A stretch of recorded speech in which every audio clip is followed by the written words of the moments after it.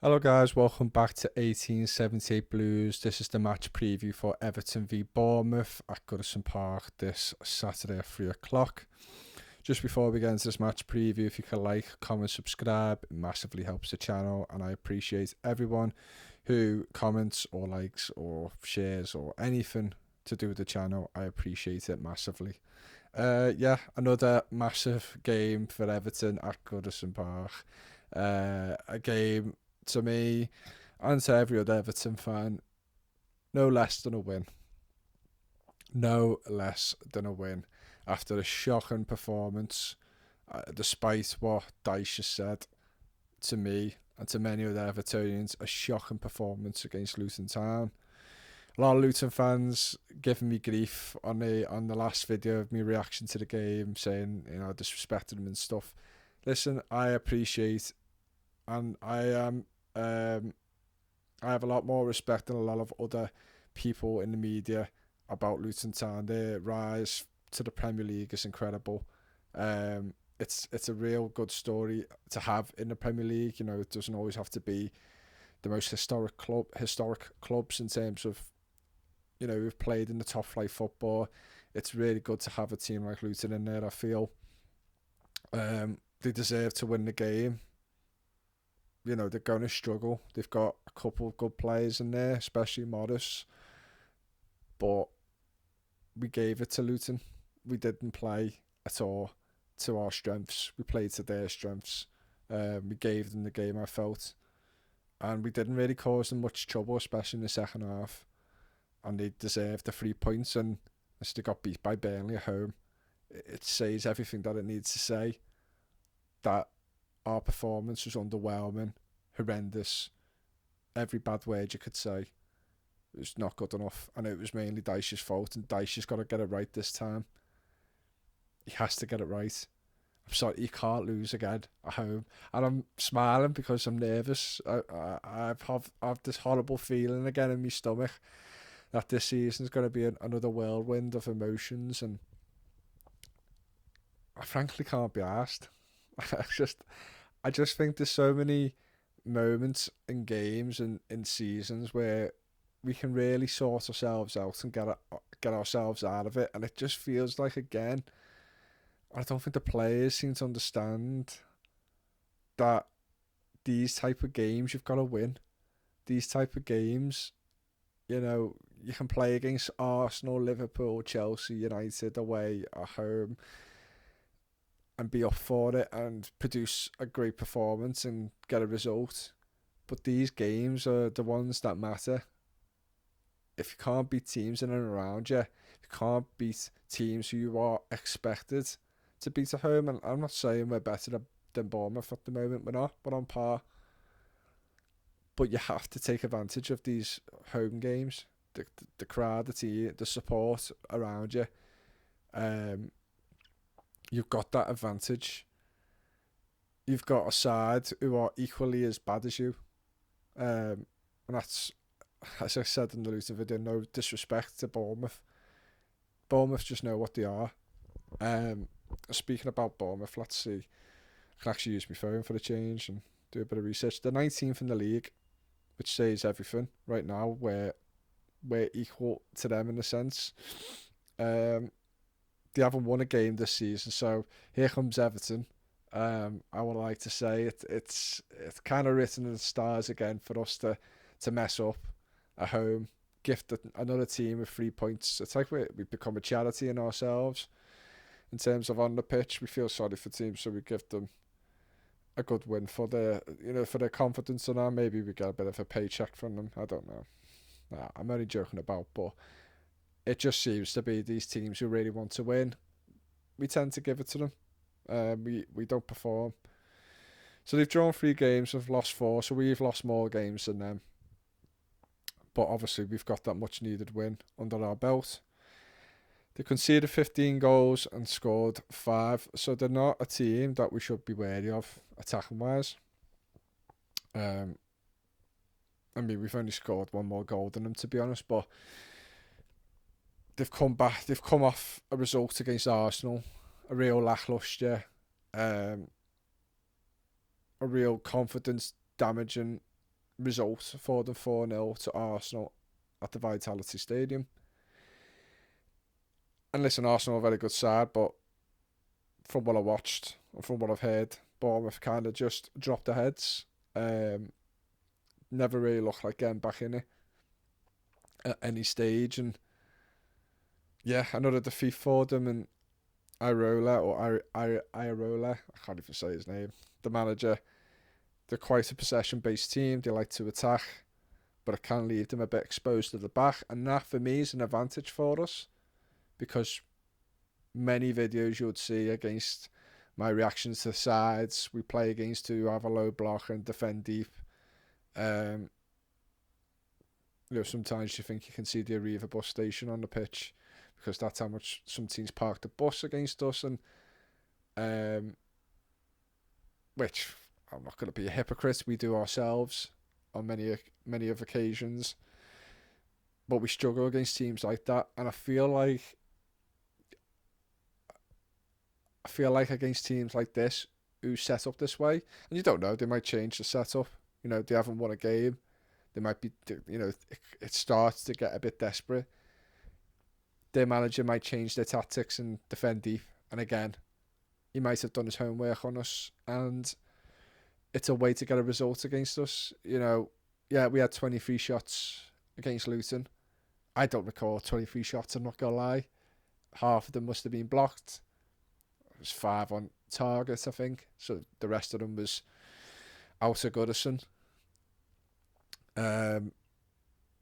We never really looked like scoring anymore after that goal against Luton, so it's not like we was very, very unlucky. We had some half chances we should have took. Beto with the headers. Another one in the first half. I think we hit the post as well. Can't remember. But I didn't feel, as an Evertonian, we was going to get back in the game. It just didn't. Our style of play wasn't good enough. We don't cut teams open. And yeah, I could say Bournemouth will defend in a way or set up in a way which is an advantage to us, but are we going to take advantage of that? To me, I don't know.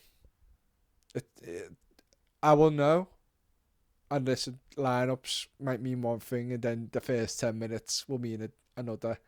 But I'll gain a lot more confidence with this game depending on the lineup. Dyche can't get it wrong again. He can't get it wrong again. It's starting to become a criminal proceeding right now. A legal proceeding of, you can't do this to yourself again. You can't. I will never understand, and I've just watched his press conference then. I will never understand, and I don't care what he says in a sports and physiological way, and he knows well more than me, and he's obviously a lot more qualified than me. I'm just a lad in my room chatting about Everton. I will never, ever, ever understand the negative approach he took for that game. I really don't. I don't understand. I simply will never understand it. Dan Juma had a little bit of a knock. Was unfit, as well as Harrison. And Harrison has just come back in, so maybe I can let that one go. But to me, Dan Juma had to start. And I'm not saying he's a Messi. I'm not saying he's a Ronaldo. He's going to change the game for us. He would have offered us that whiff. He would have offered us a direct approach, more than just a long ball approach in that game against Luton, and we desperately needed it. And again, for this match, we need it. I don't want to see Garner on the right, but from after viewing his press conference for the game, his answer to the question of, and he sometimes does give a bit of an arrogant response to some of the journalists, and obviously I understand journalists can be annoying. Some managers don't particularly like all of them, but he gave a response to, I just didn't like his response initially, with the question of, some people have said Garner, is there a chance for him to play in the middle? He play really good at Villa and playing out on the right and blah blah blah. It's not best suited for him. He just gave an answer basically saying, like he always says, he's versatile. He can play. He does a job, and it just gave me a feeling that he's going to play again on the right, which I'm dreading. I really hope he doesn't. I really believe, and he goes off a lot of stats and XG and all this stuff. We're not winning games, Dyche. We're not winning games, mate. So I think you need to change that approach. And you might think over time it will get us results. I don't think Everton fans have time. And I think we know where this story goes for many of us. That we'll go diving deep back into a relegation battle. And then we'll have, and we normally do in the middle of the season, around December, January time, we'd really struggle. And I don't want to get there again in a bad position. I really don't. So to me, I'll be dropping some players despite what you think they do for the team. You've got to, with this game, you've got to be attacking. You have to. You can't go into a game in a defensive mindset. You want to give these players confidence, not something there. When you give them a defensive approach to this game or defensive tactics to this game, it can,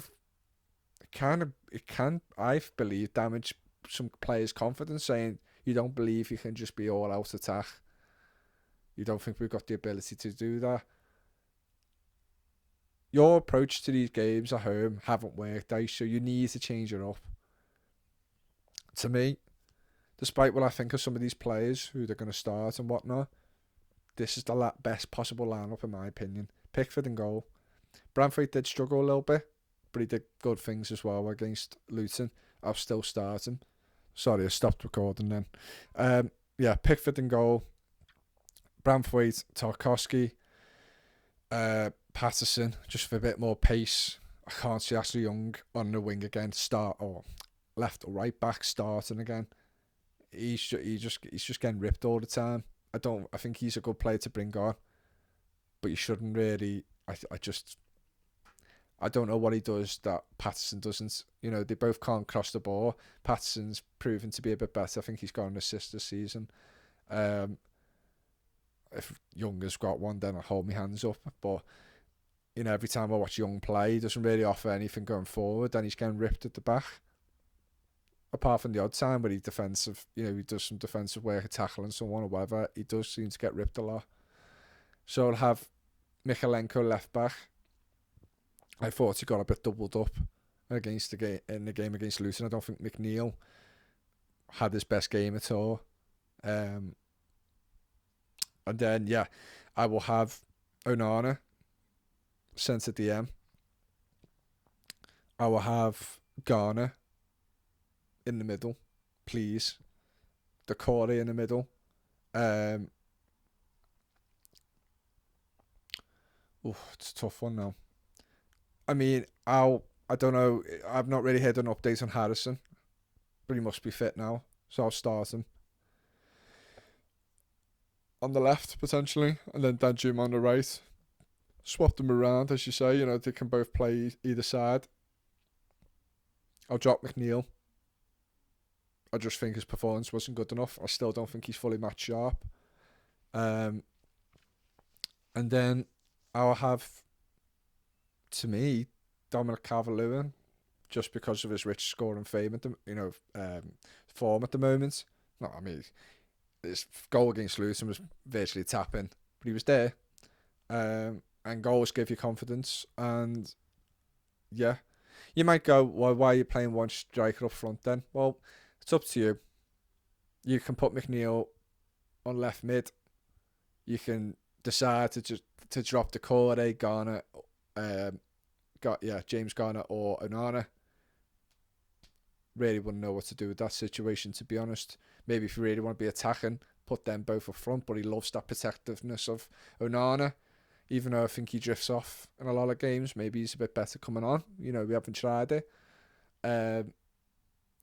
And then, Harrison or McNeil on a wing, and then Danjuma and Calvert-Lewin up front. Just a bit of a difference in terms of attacking players up front. One with pace, can get in behind. And Calvert-Lewin can to an extent, but his biggest strengths are in the air, holding the ball up, and scoring a tapping. He's got to do at least something. If it's going to be a 4-5-1 again, at least be an attacking kind of thought behind it. But Bournemouth are no, mugs either. They're a decent side. Maybe some of the results haven't gone their way. They don't, like I said, they don't score many, but they aren't afraid to attack teams, and they have been punished for it. Who started for them and their lineup against Arsenal? Max Allen's has got pace. Neto's a decent goalkeeper. Midfield is something I think we can overrun. Obviously, Billen's a very physical player.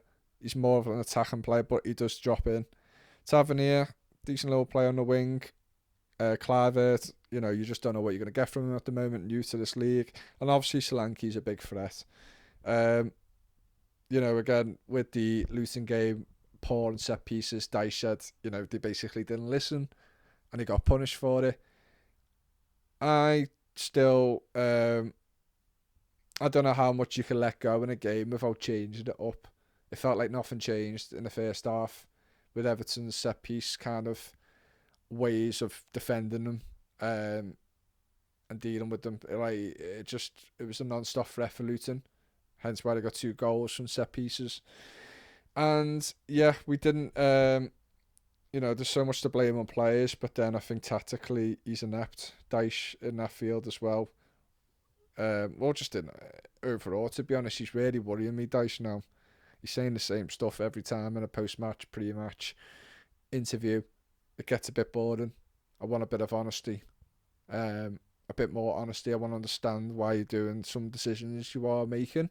I don't really know if you want to say that because you're giving info away for other teams. I don't know if that's the general consensus of an interview, and keeping certain things for your club private. But as a fan, I just want to know why he does some certain decisions in a match, substitutions, tactical formation, style. I don't understand. But going to a prediction now, so I don't want to baffle on for too long. It